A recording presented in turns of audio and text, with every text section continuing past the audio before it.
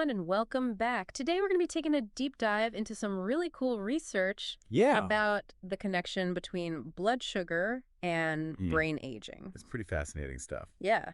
And it seems like it's not just about avoiding diabetes anymore. Right. It's really about Yeah. keeping our minds sharp as we get older. Exactly. So we've got this awesome new study from Ben Gurion University. Oh, yeah. I saw that. It just came out in the American Journal of Clinical Nutrition. Mm. And we're also going to be weaving in some insights from Hacker News. Always a good time. Yeah, always interesting to see what the tech folks are saying about all this. Absolutely. All right, so let's get started. When we talk about brain age, what exactly are we talking about? So, chronological age, like how many years we've lived, Right. that's only part of the story. Okay. Brain age is more about how healthy our brain actually is. I see. You know, like if you compare two cars from the same year, Got it. one that's been really well taken care of and one that's been driven hard and, not well maintained, Right. they might be the same age on paper, Yeah, but their condition is totally different. that's a great analogy. Thanks. So how do scientists actually measure brain age? So they use these MRI scan Huh? to look at specific parts of the brain, Okay. like the hippocampus, that's super important for memory, Mm-hmm. and the lateral ventricles, which are these Yeah. fluid-filled spaces that tend to get bigger as we age. Oh, wow. So it's like looking inside and seeing how Yeah. things are actually functioning. Exactly. And basically, if those areas look healthy on the scan, Yeah. it usually means a younger brain age Got it. and better cognitive health. So brain age is about more than just wrinkles and gray hair. Torn It's about out. what's going on inside. Exactly. So this new study, the Direct Plus trial, Yes, I've heard it's one of the biggest brain MRI studies ever. it is. It's pretty impressive. What makes it so special? Well, they had 300 participants Oh, divided into 3 groups, and they all followed a different diet for 18 months. 18 months. That's a pretty long study. Yeah, it is. But they got some amazing data. I bet. What did they find? Well, one of the most interesting things was this strong connection between lower HbA1c levels. Mm-hmm. HbA1c. Yeah, So no worries. Break that down for me. sure. HbA1c is like a snapshot of your average blood sugar levels over a few months. Oh, okay. So basically how well you're managing your blood sugar. Got it. And what they found was that people with lower HbA1c, Yeah. even if it was still in the normal range, Mm-hmm. they had signs of a younger brain age. Wow. So managing your blood sugar, it's not just about preventing diabetes. Right. It could actually help keep your brain young. Exactly. That's pretty incredible. It is pretty amazing. You mentioned some positive brain changes too. Oh, yeah. What areas of the brain are we talking about here? So they saw changes in the thalamus, Okay. which acts as a relay center for all sorts of sensory information. Like what kind of information? Well, everything you see here, touch, taste, Wow. all that stuff. So that's pretty important then. It's essential. Yeah. And then there's the caudate nucleus. Caudate nucleus. Yeah, it's a bit of a mouthful. We know. I know. But it's involved in learning and forming habits. So if I'm learning a new language or trying to break a bad habit, Exactly. my caudate nucleus is working hard. It's like your brain's personal trainer. I like that. And then we've got the cerebellum, Oh, yeah, the cerebellum. sometimes called the little brain, Right. because it looks like a mini version of the cerebrum. Interesting. It's responsible for coordination, balance, things like that. So that's why I can walk and chew gum at the same time. Very much. Amazing. Our brains are doing so much All the time. without us even realizing it. Exactly. It sounds like all these areas are super important for just Yeah. living a good life. Absolutely. Didn't this study also look at specific diets? It did. What kind of diets? Well, this research actually builds on a previous study Okay. that looked at the Mediterranean diet and a modified version called the Green Mediterranean diet. The Green Med diet. Yeah. What's that all about? It's like the Mediterranean diet, but with an extra emphasis on plant-based foods Okay. and less processed food and red meat. So lots of fruits and veggies. Lots of Tons. vegans. I like the sound of that. It's really good for you. And what did they find about these diets? Well, in the previous study, they actually found that both of these diets Yeah. slowed down brain atrophy by like 50%. Well, 50%. That's huge. It's pretty remarkable. So this new study, it's looking at why these diets might be so good for the brain. Exactly. They're digging deeper into the mechanisms. Can't wait to hear more about that. It's really fascinating stuff. But before we go full on Green Med, I'm curious what folks over on Hacker News. Oh, yeah. Good idea. Are saying about all this. Let's see what the tech world thinks. Are they geeking out about blood sugar and brain health too? Oh, absolutely. They're all over it. What are they saying? Well, one thing that keeps coming up is these continuous glucose monitors, or CGMs, Oh, yeah, I've heard of those. those little devices you wear Yeah. that track your blood sugar. Mm-hmm. They're getting super popular. But what's the connection to brain health? Well, people are realizing that they're not just for managing diabetes anymore. Oh, I see. They can give you all this information about how different foods and Yeah. activities, even stress, Uh-huh. affect your blood sugar. So it's like having a personal blood sugar detective. Exactly. What kind of insights are people getting from these CGMs? So one really interesting point is that it's not just about avoiding sugar. It's Yeah. about managing your total carb intake. So like bread and pasta and... Yeah, all those things. Interesting. And someone shared this crazy story about the London Zoo. Oh, I love a good zoo story. So apparently, they had to stop giving the animals fruit from the grocery store What? Why? because they were all developing diabetes. Yeah, the fruit we eat is just too sugary for animals.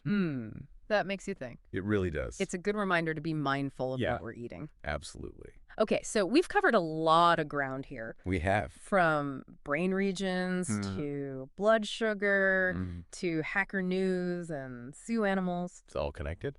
Let's take a quick pause here and we'll be right back with more fascinating insights. Sounds good. Yeah. Welcome back. Before the break, we were talking about how the food we eat can really affect our blood sugar. Right, and how that impacts our brains. Yeah, exactly. And the Green Med diet seems to be. Yeah, that Green Med diet really caught my attention. It's pretty amazing. But before we all run out and buy a ton of kale, Uh-huh. I want to circle back to those positive brain changes. Oh, yeah. We talked about the thalamus, Right? caudate nucleus, Mm-hmm. and cerebellum. Yeah, those are some key players. Can you remind us what those areas do? Sure. So the thalamus, Okay. it's like the gateway to the cortex. The cortex. Yeah, the outer layer of the brain. Okay. And the thalamus acts as a relay station for all sorts of sensory information. Sensory information, like, Like everything you see, hear, touch, taste. wow. So all that goes through the thalamus. Pretty much. That's pretty important, though. It's essential. Okay, so if my thalamus is in good shape, Yeah. I'm more likely to. Well, you'll be able to experience the world more fully. Oh, I see. Appreciate all the sights and sounds and tastes. That makes sense. It also helps regulate sleep, Oh, wow. attention, Hmm. even emotions. The thalamus does all that. It's a busy little brain region. Okay, what about the caudate nucleus? Ah, yes, the caudate nucleus. That one's a mouthful. It is. It's part of the basal ganglia. Basal ganglia. Yeah, it's a group of structures deep inside the brain, Okay. and they're involved in all sorts of things. Like what? Motor control, Okay. learning habit formation. So if I'm trying to learn a new skill, Yeah, like playing the guitar, yeah. my caudate nucleus is involved. It's working hard to help you learn those chord changes. It's like my brain's personal coach. Uh-huh, I like that. And last but not least, The cerebellum. the cerebellum, or little brain. Right, it looks like a mini version of the cerebrum. Yeah, it's kind of cute. It's all about coordination and balance. So it's why I don't fall over when I walk. Pretty much. I'm starting to realize just how complex our brains are. They really are amazing. And this research suggests Yeah. that we might actually be able to protect these brain regions as we age. Exactly. Yeah. By taking care of our blood sugar. And potentially slowing down brain aging. That's the idea. That's pretty powerful stuff. It is. It gives us hope that we can age well. Yeah, and maintain our cognitive function. Absolutely. We've also been talking about these polyphenols, Oh, yeah, those powerful antioxidants. right, found in the Green Med diet. Lots of them in fruits and veggies and green tea. So what role do they play in all this? Well, remember how we mentioned that polyphenols can cross the blood-brain barrier? Yeah, it's like they have a special pass to get into the brain. Exactly. Yeah. And once they're in there, Yeah, what happens then? they can act as these powerful antioxidants. Okay, remind me what antioxidants do. So basically, they protect ourselves from damage. From damage caused by what? Free radicals? Free radicals. Those sound kind of scary. They can be. They're these unstable molecules Okay. that can damage our cells. So polyphenols are like the superheroes. Uh-huh. Fighting off those free radicals. Protecting our brains. This is getting really interesting. And some researchers think that polyphenols yeah. might even help protect the brain from inflammation, Inflammation, like... the kind that's associated with Alzheimer's disease, Wow, so we're talking about... potentially reducing the risk of Alzheimer's. That's incredible. It's a fascinating area of research. So we've got blood sugar control Mhm. and polyphenol power. Working together to keep our brains healthy. But I want to bring it back to the listener for a moment. Sure. We've been talking about all these complex things. It is a lot of information. What's the key takeaway message here? I think the most important thing to remember is that you have more control over your brain health than you think. More control than we think. Yeah. It's not all about genetics or fate. So we can actually do something about it. Absolutely. Hmm. We can make choices that support our brain health. What kind of choices? So for one thing, get your blood sugar checked. Okay. Talk to your doctor about your HbA1c levels. Got it. And even if your levels are normal, Yeah. there's always room for improvement. So it's not just about avoiding diabetes. Right. It's about optimizing our blood sugar. Exactly. What else can we do? Well, pay attention to what you eat. Okay. Cut back on sugary drinks, Mm-hmm. processed foods. Yeah. Remember that story about the zoo animals? Oh, yeah. The ones getting diabetes from the fruit. Exactly. It's a reminder that sugar is everywhere. It really is. So we have to be mindful. Okay, so swap the soda for water Good idea. and ditch the chips for some almonds. Perfect. Any other tips? Well, when you're eating carbs, Yeah. try pairing them with protein and healthy fats. Why is that?